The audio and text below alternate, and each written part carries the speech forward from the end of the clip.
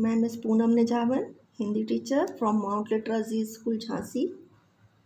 बच्चों, हम सभी अपनी क्लास शुरू करने से पहले हाथ जोड़कर ईश्वर को धन्यवाद देंगे कि जिन्होंने हमें अपने हाथों में सुरक्षित रखा और उनकी कृपा से आज हम एक नया दिन देख सके।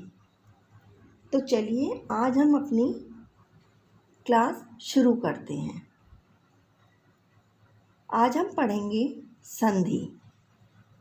संधि क्या है? सबसे पहले आपको संधि का अर्थ पता होना चाहिए कि संधि का अर्थ क्या होता है। तो संधि का अर्थ होता है जोड़ना। किसको जोड़ना? दो वर्णों का मेल, शब्दों का मेल नहीं, वर्णों का मेल।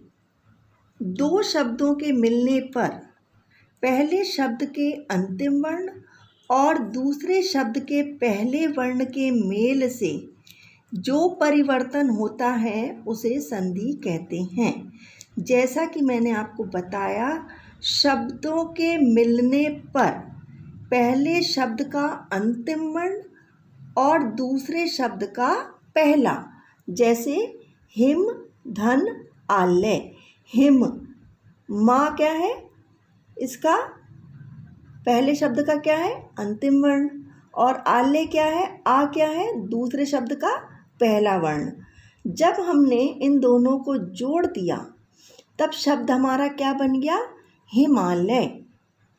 अब इसमें क्या हो गया? परिवर्तन। हिम क्या होती है? बर्फ। आलय क्या होता है? घर। जब हमने इन दोनों शब्दों को मिला दिया तो ये क्या बन गया? हिमालय। हिमालय यानी बर्फ का घर। इसी तरह महा, धन, ईश। महा का हा और ईश का ई मिलकर क्या बन गए? महेश।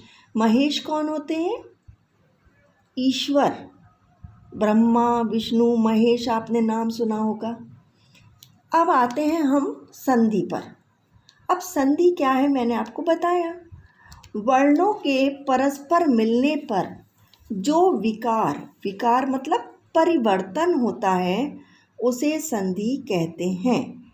जैसे देव, धन, इंद्र। क्या बन गया शब्द? देवेंद्र। देव क्या होते हैं? भगवान। और इंद्र क्या होते हैं? इंद्र क्या होते हैं? इंद्र देवता होते हैं। तो क्या हो गया ये? देवों के राजा। सारे देवताओं के क्या? राजा, देवेंद्र। भानु, उदय।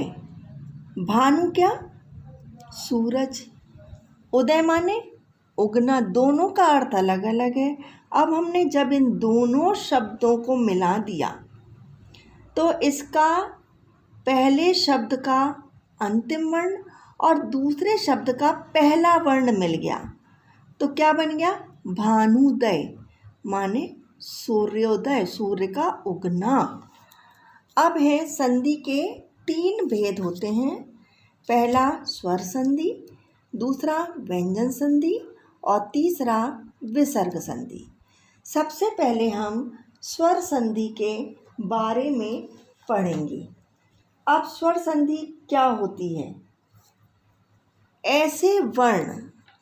स्वर संधि को जानने से पहले हमें स्वरों के बारे में जानना ज़रूरी है।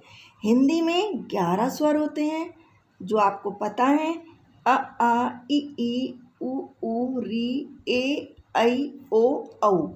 अंग और आहा अयोग वह कहलाते हैं। ठीक है। अब स्वर संधि क्या है? ऐसे वर्ण जिन्हें बोलने के लिए अन्य वर्णों की सहायता नहीं लेनी पड़ती है वो स्वर संधि कहलाती है। जैसा कि नाम से ही पता चल रहा है कि इसमें केवल स्वरों का मेल होता है। स्वर संधि में केवल स्वरों का स्वरों से मेल होगा। स्वर माने अ, आ, ई, उ। जैसे विद्या, धन, आलय।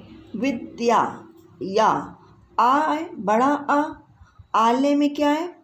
आ बड़ा आ। बराबर बड़ा आ। अब ये क्या है, दोनों स्वर हैं। दोनों शब्दों में अंतिम ध्वनि किसकी आ रही है, आ की है। अब परिभाषा क्या होगी इसमें, दो स्वरों के मेल से स्वरों में जो परिवर्तन होता है उसे स्वर संधि कहते हैं। उदाहरण, विद्या, धन, अर्थी। विद्या पहले शब्द का क्या है, अंतिम वर्ण, और दूसरे शब्द का पहला वर्ण बड़ा आ प्लस आ, ये दोनों क्या हैं, स्वर हैं। अब यहाँ पर दोनों स्वरों का मेल हुआ, शब्द क्या बन गया, विद्यार्थी। अलग अलग इसका अर्थ क्या है, विद्या माने शिक्षा, अर्थी माने ग्रहण करने वाला। तो विद्यार्थी क्या हुआ, शिक्षा को ग्रहण करने वाला। स्वर संधि के 5 भेद होते हैं जो मैं आपको अगले वीडियो में बताऊंगी।